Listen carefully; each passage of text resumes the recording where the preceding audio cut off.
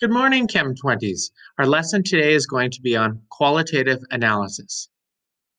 Analysis of an unknown sample includes both qualitative analysis, where we identify a specific species present, and quantitative analysis, where we determine the quantity of a substance present. While there are many different analytical technologies and procedures, we will only concentrate on these specific methods. Gravimetric analysis, which uses stoichiometric calculations from a measured mass of reagent. Titration analysis, which uses stoichiometric calculations from a measured solution volume of a reagent. And colorimetry, analyzing something by color, which uses light emitted or absorbed or transmitted by the chemical. We are going to concentrate on colorimetry in this video because the previous two analysis techniques have already been used when we were doing stoichiometry calculations. So, colorimetry. Well, we're going to concentrate on two different types of colorimetry that we can analyze. The first is looking at the colors of common aqueous ions. Observations show that most aqueous solutions are colorless. Ions in group 1, 2, and 17. So that would be my alkali metals, alkaline earth metals, and my halogens impart no color at all to solutions. So they would be colorless. However, many solutions containing monatomic and polyatomic ions of the transition elements do have a visible color. As you can see below, I've shown you a picture of each of these ions and the respective color. The one that should be no surprise to anybody would be copper 2. We've used copper 2 sulfate a number of times, starting in grade 9 and then 10 and again in Chem 20. And we know that copper 2 is this beautiful blue color.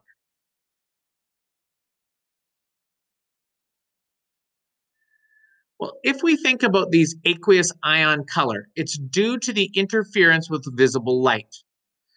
Ions absorb specific wavelengths, which makes analysis possible.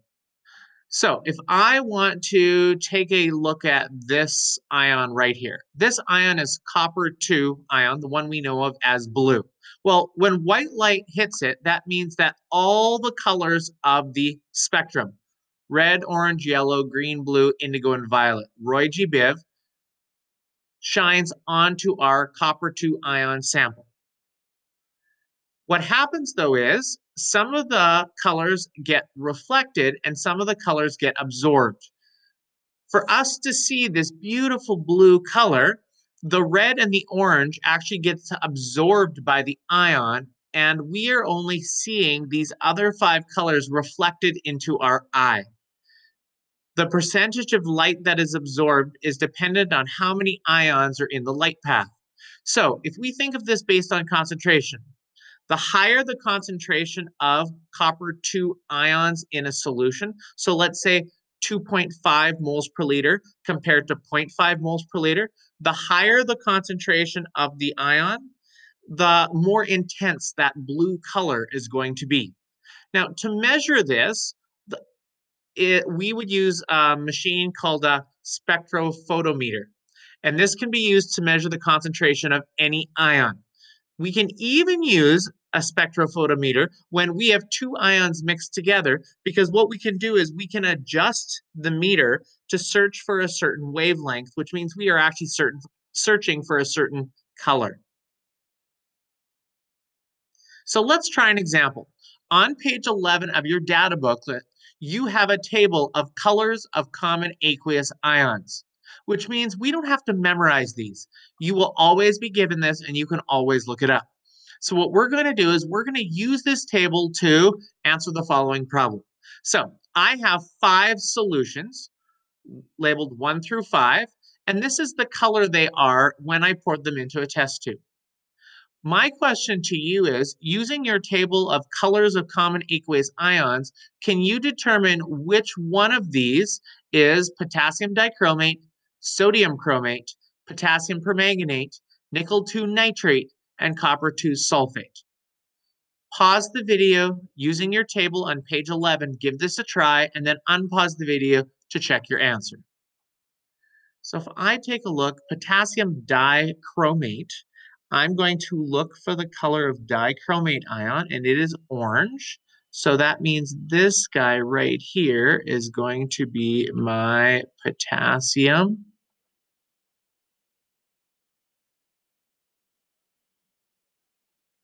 dichromate. Okay, potassium permanganate, I look for it, it's purple. So this is going to be potassium permanganate. Oh, I skipped one, sodium chromate. So I'm gonna look for chromate, that's yellow.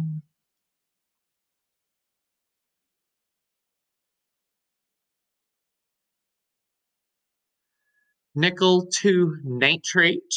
So nickel 2, blue-green. So it's probably this one, but let's do the last one first. Copper 2 sulfate. Again, you can look it up. Copper 2 is always blue. So this is copper 2 sulfate. And that means this one, blue-green, is nickel 2 nitrate. In these examples, you'll notice that certain things like the nitrate or the sodium, those are our spectator ions. They are colorless, so they're not going to have any effect on what we are looking for color. Now, the second colorimetry test we can do is the flame test. It can be used to detect the presence of several metal ions as they come in contact with a nearly colorless flame. The salt of this metal dissolves and gives off the appropriate color due to the metal gaining energy and the electrons jumping with this extra energy to a higher energy level. Now, we know based on the law of conservation of energy, it can't stay there. So when this metal falls back down and loses or gives off this gained energy, the color we see given off is based on the distance it falls back down. So how far it climbs up based on this energy, the distance it falls down releases a different color of energy. Now, we use another machine in order to detect this wavelength, and that is called a spectroscope. You will see on here that barium, when we burn it, has a certain color. Strontium has a certain color. Lithium, a certain color. Sodium, copper, and potassium. Now, again, we have a page of where you can compare these colors in your data booklet. So if you flip to page 6, underneath your solubility of ionic compounds chart, you will see that we have a table of flame colors for elements. Again, I'm going to provide us 4 examples. And if we, let's say, put methanol into them, something that they could dissolve a little bit, but something that could also burn, and then we lit them on fire, what color would each of these produce? So calcium carbonate.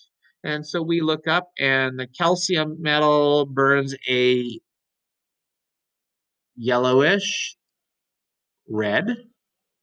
We have lead 2 chloride. And so lead burns a blue-white color. Strontium sulfate, and strontium burns a scarlet red.